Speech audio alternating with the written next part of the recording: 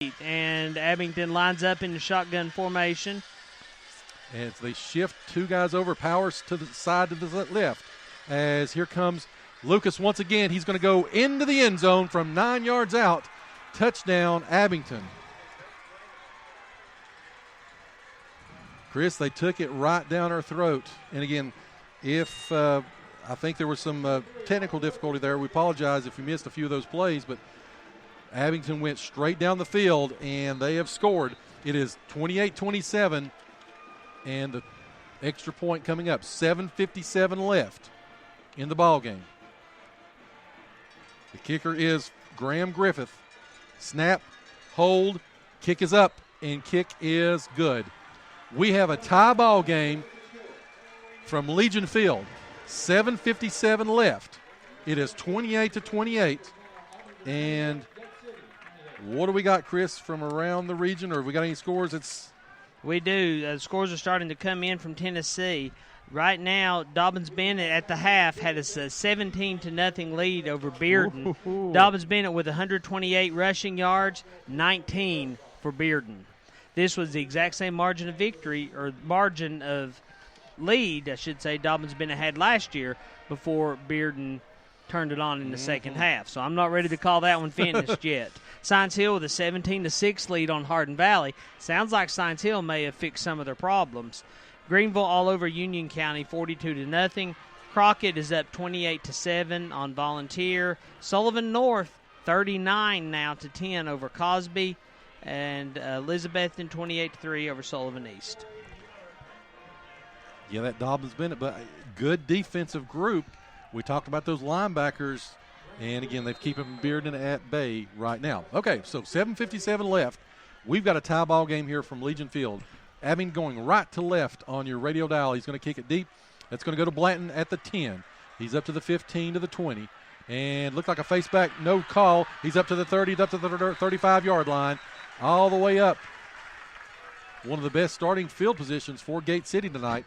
Joe, you just kind of stole my line. I was about to say this is the best return that Gate City's had tonight. So, 7:49 left in the ball game. Gate City with the football. They've got 2 timeouts remaining. Abingdon has all 3 of theirs. After 3 quarters, it's still 3-0 Richlands over Union. Great ball game going on at Bullitt Park. We talked about that Abingdon was staying in that 6-man front. They've jumped to a 53 this time, as here comes Carson Jenkins going way deep, and there's going to be a penalty flag, and they threw him out of bounds. Wow. He was already out of bounds, and he threw him down. No flag on that. However, they're going to get a flag. I'm afraid it's going to be a block in the back or a hold on Gate City. That's going to be a hold. Things getting a little bit testy here at Legion Field. Again, Abingdon thought they was going to come in here. I didn't think it was going to be a 28-28 game, I'm sure. Well, Joe, Abington's, I don't know. That should have been an unsportsmanlike right there, I believe. And they've had a couple blocking the backs that weren't called. Of course, Gate City's probably gotten away with a couple also. The referees are definitely letting them play tonight. And that's going to be a 10, 15-yard penalty on a hold.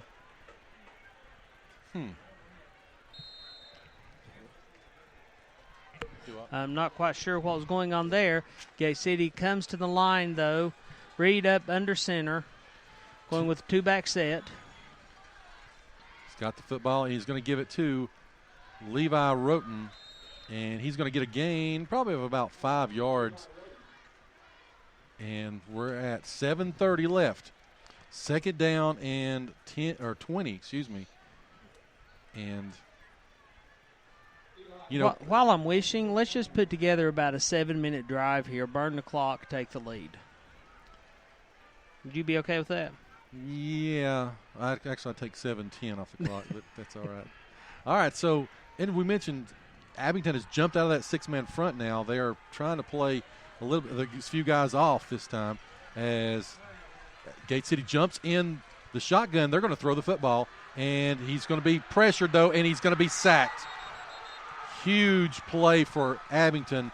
They've got the momentum. That was number 6, Reese Jones, 6 foot, 200-pound linebacker. He's a junior, and Gate City has imploded, though, on this drive. The holding call, they've not been able to get anything, and then that huge sack there. It is third down and 30 yards, 31, 30. Wow. That sack came at a really crucial time. That's Abington's second sack they've gotten on Gate City this game. Gate City has yet to return the favor. So they're going to go with two tight into the left, a power set, and they're going to try to throw it again. Reed's got the football, and he's going to try to throw it. He throws it to Calhoun, who gets a gain of about 8, maybe 9 yards. It's not going to be near enough. 6:03 left in the ball game, and Gate City will have to punt the football. Defensive end Dylan Hale for Abingdon. The last 2 times he's come completely around the end untouched, and Reed has had to run for his life. Abington starting to make some defensive adjustments that we didn't see in the first 3 quarters. They've made some plays here in the fourth quarter, and John Sally is back deep to kick for Gate City. River Carter will be back for Abington to return. Snap, kick is up, and it's a pretty high wobbly. There's a fair catch, and he's going to catch it on his 46-yard line. Abington will have the football, 1st and 10 on their own 46, 5:56 left in the ball game. I've had that down for about a 38-yard punt, but Abington, like you said, they get the ball almost at the center of the field. They're in pretty good field position with 5:56 to go. And Gate City has not stopped Lucas here in the second half. They got away from running him a little bit, and however, here in the second half, he's been tough to stop. 28-28, we are tied up. John Sally comes on a little bit late for Gate City. Gate City staying in that 4-man front. My concern, if Gate City tries to fill that in to shut him down, that's going to open up those receivers. 3 wide receivers to the right-hand side for Abington, and they're going to give that one inside.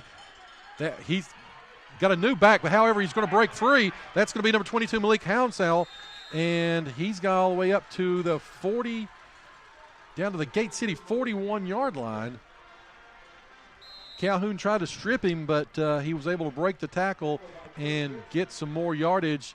They're going to mark him at the 41-yard line. I couldn't see who that was that had the back of his jersey, but I'm glad it was not a tearaway jersey because that's the only thing that saved a touchdown. He was able to spin him around and sling him out of bounds to stop him, but it is 1st and 10 now, Abingdon. 5:25, the clock is starting to become a factor here as they're in the shotgun formation. Abington to the left, 2 wide receivers to the left, 1 to the right. Motion comes. It's River Carter, and he's going to give it to Lucas up the middle, and he's going to drive for about 4 to 5 yards. And Abington content to let the clock run. They are now in Gate City territory. They're on the 36-yard line of the Blue Devils. And again, their kicker made a couple 50-yarders in the pregame. I was just thinking about that. They're almost, I would think, within his field goal range. Gate City needs to make something happen on the next couple of plays. Abingdon comes up. They split 2 wide to the right. They put River Carter out in that slot. They've got 3 wide receivers over that way. And here goes Odell in motion, the tight end. Power set to the right. They're going to give it to Lucas, and Lucas has got the ball. He's going to cut back left and kind of lost his foot there. That was going to be Gibson and Fleming, or excuse me, Davidson and Fleming with the stop for Gate City. 3rd down and 2. 4:15, and the clock ticks down. Gate City players starting to put their hands on their hips. They've been out there a long time this half. So, what a play here. 3rd down and 2. Gate City with a 5-man front this time. They start to walk these guys up. And they're going to give it to Lucas. Booth pulls it out, and he's going to go up to the 30. And I don't believe he made it based off the spot. It's going to be close. I think he got it from the one. the foot placement of the one on the right-hand side said he didn't get it. The one on the left said he did get it, and they're going to say yes. I was about to double down on the Pals T. I'm glad I didn't. 1st down and 10. The clock at 3:35. As Abingdon start to bring in some of their jumbo players. Eli Ratliff, 6'2", 210-pound tight end. It's going to be a lead back this time, looks like, for Lucas. They actually give it to him this time, and he's going to go up the middle, and he's going to get about 3 to 4 yards. Gate City with 2 timeouts. Abingdon with all 3 of theirs. 3 minutes left in the ball game. It's 28-28. Abingdon on the Blue Devil 27-yard line. Abingdon content to just eat the clock here. We're at 2:50. 2 backs in the backfield flanking Booth. Power back Odell is there, and they're going to give it to inside. That's going to go to number 44 once again, Eli Ratliff. Not much. About a yard, that's all. 3rd down and about 4 with 2:30 left. Gate City again with 2 timeouts. What a play. This is the play. This is it. I'm almost wondering if Abingdon's not going to try to set up to get a good center field shot for a field goal here. Gate City bringing in a little bit more muscle. Here comes Kirk Gibson for an interior lineman. They got a 5-man front. They're walking up. They're down to 6 men. They're going power set. Abingdon to the right. Lucas is flanked to the left. They're going to give him the football. He's going to go right, and he's going to go up the middle, and he's going to get that first down. And he's down to the Gate City 15-yard line.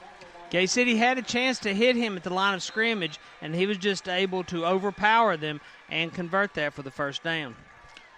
1st and 10 on the Blue Devil 15.5-yard line. We've got 1:47 to go. Clock rolls with the placement of the down markers. Abingdon in no hurry. Again, 2 backs in the backfield. They've got a power back in Odell. He's to the left-hand side. Booth, and again, Gate City starting to walk up some pressure. They give it to Lucas. Lucas got the football, and he's going to roll, and he's going to go all the way down to the Blue Devil 6, maybe 7-yard line, depends on where they spot him. And timeout, Gate City. Timeout, he's going to use one of his 2 left, Coach Housewright. Well, Joe, they've got to come up with some kind of a plan because right now they have no answer for Lucas. 1:17 left in the game. It is 28-28. Abingdon has taken the football and went all the way down the field. It's been a good drive for them in terms of eating up the clock. They've not let the Blue Devils. Of course, the Blue Devils imploded with that penalty and then the sack, and then they weren't able to do anything with that. Field position was flipped. And all of a sudden, Abingdon on the doorstep. They're on about the 8-yard line, 1:17 left. Gate City down to 1 timeout.